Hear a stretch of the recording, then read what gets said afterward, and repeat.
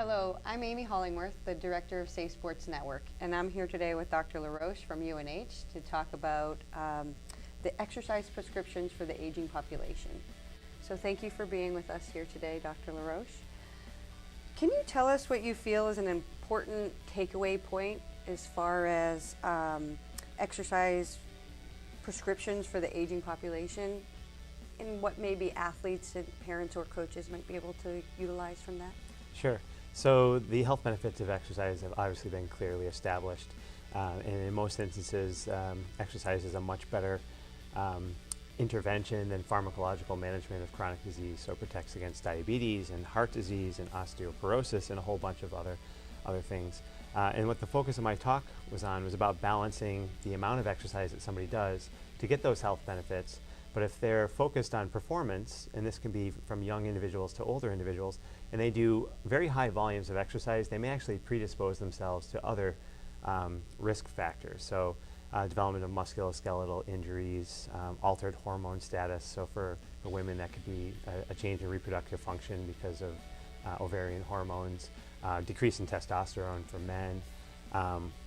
And then even in high-level athletes that have been training for endurance sports for a long time, there's actually an increased risk for atrial fibrillation, which is an arrhythmia that develops.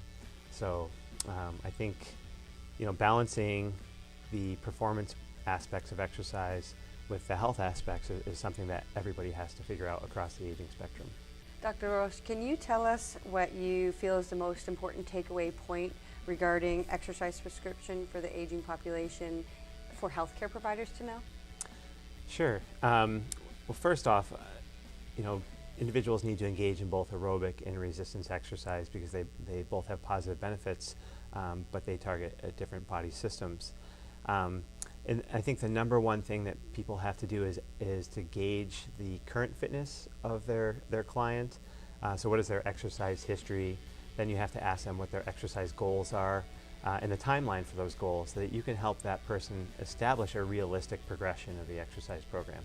And we know that older individuals in particular need a little bit more recovery. They need a little bit slower progression so that they don't increase their risk for musculoskeletal injuries.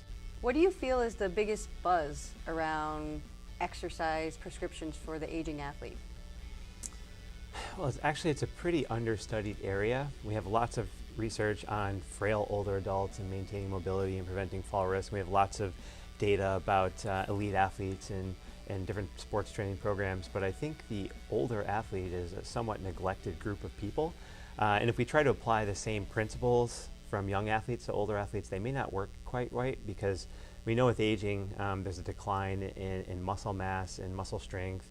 And so people may try to maintain the same programs that they did when they were younger, but they don't necessarily have the physical capacity to do so. And I think that's where people are increasing their risks for some of these chronic conditions. Excellent. Is there sort of a cutoff where you're thinking about, them as an aging athlete, age-wise or anything? Yeah, so I imagine everybody has their own vision of what an aging athlete is. In my presentation recently, I talked about an 84-year-old woman who completed an Ironman, and that's kind of the most extreme example. But in reality, anybody pretty much past their mid-30s is an aging athlete because that's the time when we start to get changes in strength and aerobic capacity. There's very few athletes that are able to maintain performance, at age 40 at a high level. So pretty much anybody past that point is beginning to experience some declines in function, and you have to balance their current physical capacity and their performance goals to try to make that all work. Do you have any resources as that an aging athlete per se could look to or whatnot in order if they're wanting to continue their activity, but they don't necessarily maybe have the same resources as a college athlete would have with an athletic trainer or even a high school athlete? Is there any, resources or whatnot that they could use? Well, the internet is a useful and a dangerous place altogether. I would recommend individuals peruse some of the publications from the American College of Sports Medicine.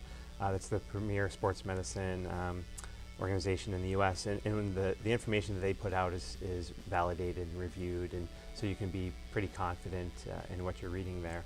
But one thing that I would suggest people do is increase the variety of their exercise programs to avoid monotony and avoid the repetitive stresses. You know, throw in some resistance training. You know, the word cross training is used a lot, but don't just do the same thing all the time. Try something new. Stay generally fit. And if something starts bothering you, try to find another way to maintain your fitness without exacerbating whatever that problem is. Excellent. Well, thank you for your time, Dr. LaRoche, and have a great day. Thank you very much.